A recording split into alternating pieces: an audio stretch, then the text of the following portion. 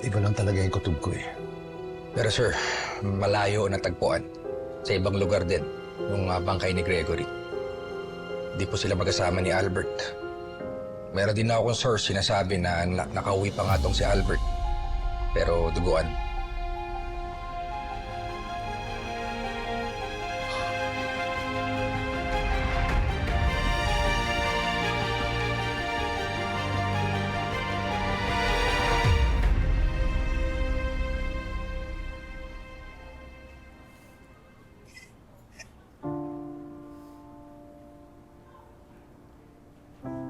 Sorry, Joril.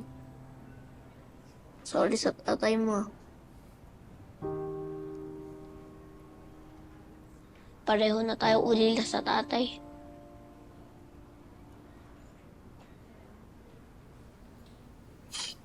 Rambo.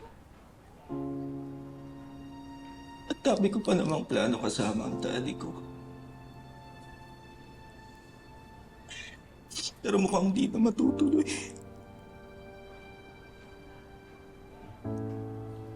At dami ko panahon na nasayang.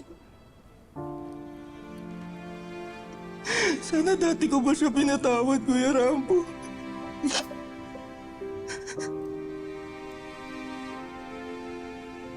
This is all my fault. Huwag mo sikirin ang sarili mo, Joril. Ang mahalaga na patawad mo na siya.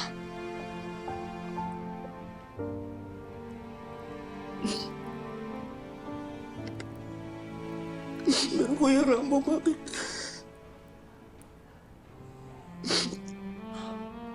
Bakit siya? Bakit siya yung kinuha agad, Kuya Rambo? Alam mo, Joril, ayun tinatanong ko eh. Iram lang naman natin ng buhay natin sa Diyos eh. Kaya kapag alam niya na kailangan na natin ibalik, wala na tayong magagawa dun. Siya lang naman ang nakakaalam ng tama eh. Pero that's unfair, Kuya Rambo. Alam niya na ngayon lang kami nagkakaayos. Bakit ngayon niya pa binawi? Bakit? Alam mo, tatay lang ang nawala sa atin. Si Sir Mayor nga, kung pamilya niya ang kinuha sa kanya. Pero nagtampo ba siya sa Diyos? Hindi. Tayo ba kaya?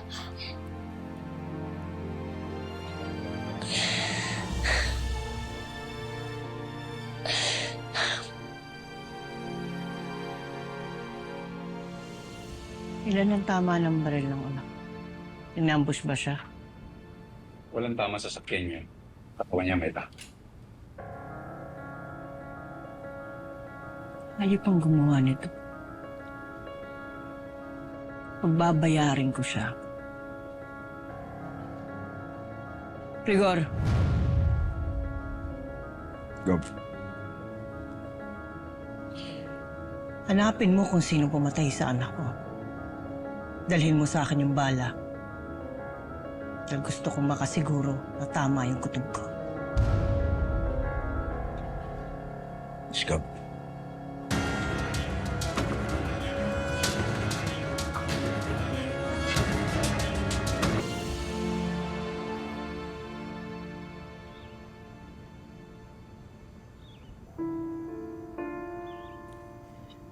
Hindi ko matanggap na wala ka na.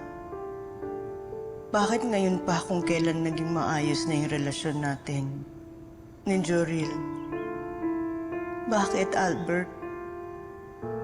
Hindi ako papayag na hindi magbayad ang taong pumatay sa'yo.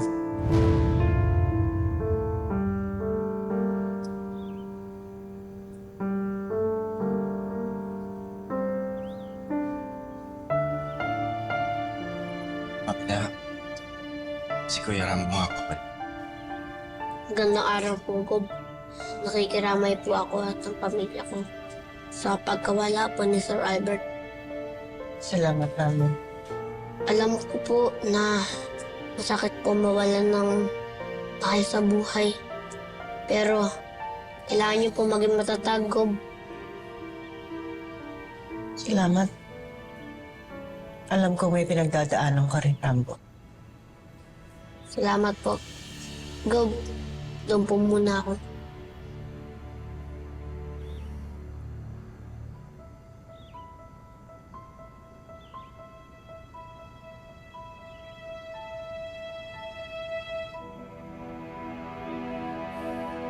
Camila, ba't parang ang gaan po ng loob ko doon kay Kuya po?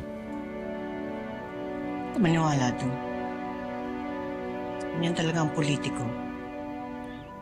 Ang purpose nila, kagaanan sila ng loob. I swear, it's different. Parang... I feel like kapatid ko na siya eh.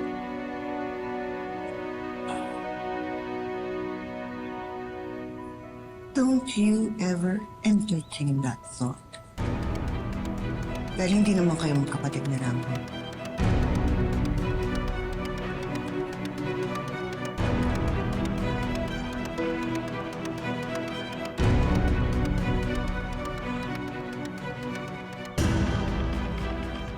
Ay, maraming salamat.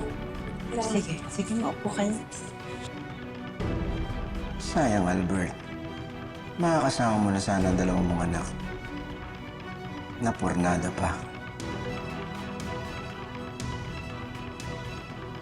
Hindi na malalaman ng kahit sino na ikaw talaga ang tatay ni Rambo.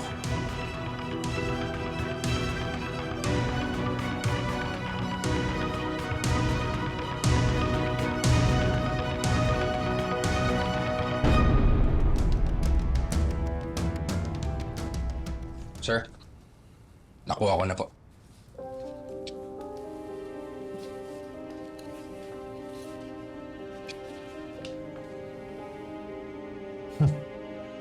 As expected, hindi licensed yung baril na ginamit. Of course. Baka hold-upper, sir, ang tumira kay Gregory. I doubt it. Posibleng malaking tao ang nasa likod nito. Kailangan hindi siya matrace eh. Kaya hindi siya talaga gagamit ng licensed firearms at ammunition. Professional ang hit na to. Sa bagay ho, sir. Simula nung pumasok si Rambo sa politika, naging target na rin siya ng mga kaaway niyo sa politika. Di malabo, pati pamilya niya madamay, sir. Pero bakit si Gregory pa? Anong meron kay Gregory? Bakit hindi si Rambo ang tinarget?